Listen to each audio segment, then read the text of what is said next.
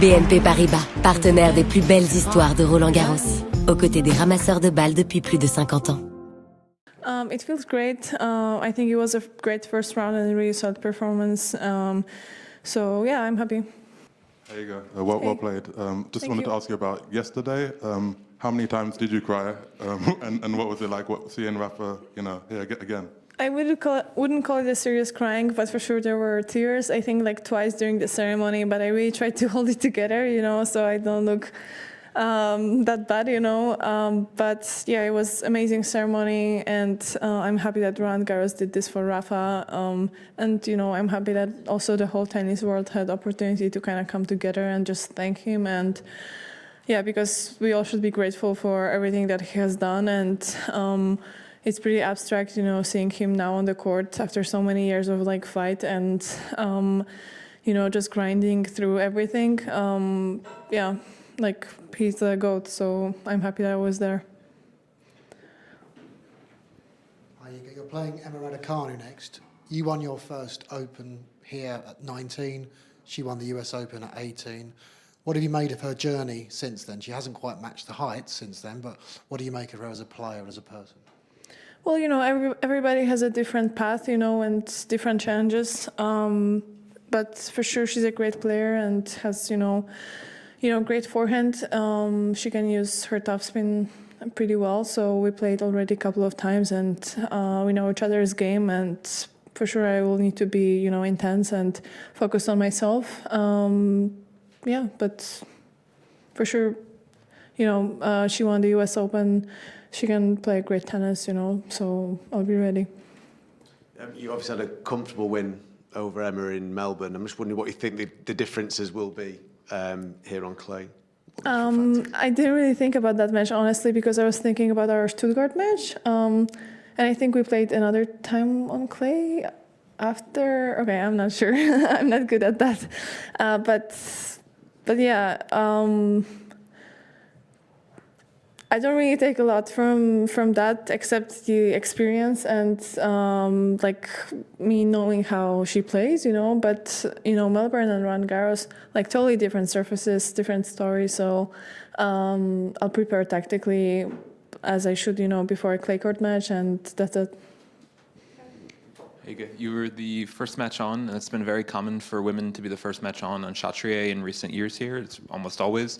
I'm curious what your thoughts are on that, and I guess also it goes into the men getting a huge majority of the night session slots as well, but also just, what you think of the really unbalanced schedule they've had on Chatrier for the last many years. Yeah, I mean, every year we talk about it. My position didn't change.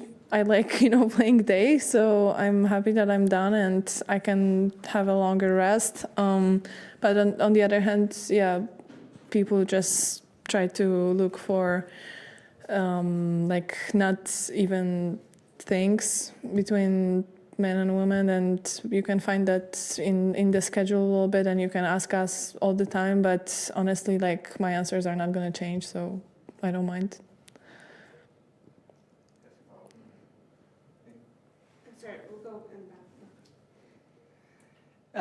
Can I cede to him to follow up on that? Thanks, Eric. I'm just curious. I understand your personal preference for playing in the day, and it doesn't bother you. But do you sort of, as a ambassador for women's tennis, an advocate for it, understand the men are getting a much bigger stage, much bigger audiences because of this schedule? Yeah. But I'm not making the schedule. But does it bother you? I guess that it's been they get such a bigger platform. No. Okay. Hi, Iga. Hi.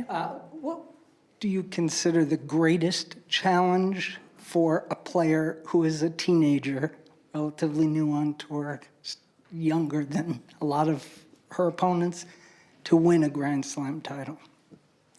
Wait, a greatest challenge for a teenager to win a Grand Slam title? And is it any different from anybody of any other age? The challenge is big for everybody. Yeah. But for a teenager, I think it's easier. You're an underdog, you're not observed, you don't have a target on your shoulder, so the expectations are lower, and for sure it's easier to win a Grand Slam when you're a teenager rather than, winning it as Maddie did, after so many years on being on tour. Everybody also knows your game. You know, probably you had many situations where you didn't make it, you know, and it can haunt you. So I think winning as a teenager is easier. We'll do last few questions. Hi, Iga. I'm wondering if the championne for you has reached the point when you step on it for a match, you can feel it's going to leave the game because you've won so many matches. Rafa used to say, I step on it, and it's so home that I know literally at some point you can't lose. No, I mean, I literally lost a match on the Olympics, so it's not like you can't lose. But for sure, I feel a lot of good energy, and I feel like, you know, I'm ready to fight, and you know, I am willing to fight, and it's great to be pumped up before the match because of that. So I'm using it for sure. Hi, Iga. Yesterday was an incredible day for Rafa. Could you talk about him? What inspires you? Can you share a fun story? Talk. Everything honestly inspires me because it's not only what he does on the court, which everybody sees, like, you know, not giving up, winning matches where he's started from being in trouble, you know, and you see that his game is not working, but then he pushes through it, and then he manages, you know, to win, and you know, coming back from injuries. Also his attitude and the way he always like resets and focuses on the next point. But off the court as well, like the way he treats people. And you could see yesterday that he was in tears when the Roland-Garros staff came out on the court, you know, and you can see that this is what's important for him, showing gratitude to other people and being grateful for their work. So yeah, he's really like a humble person, and I really appreciate it. And yeah, I think he's a role model for like everybody, especially now when people only seek this, you know, drama and like being so bright and being like everywhere. He seems to just be doing his job and be focusing on that, and people love him for that. So yeah.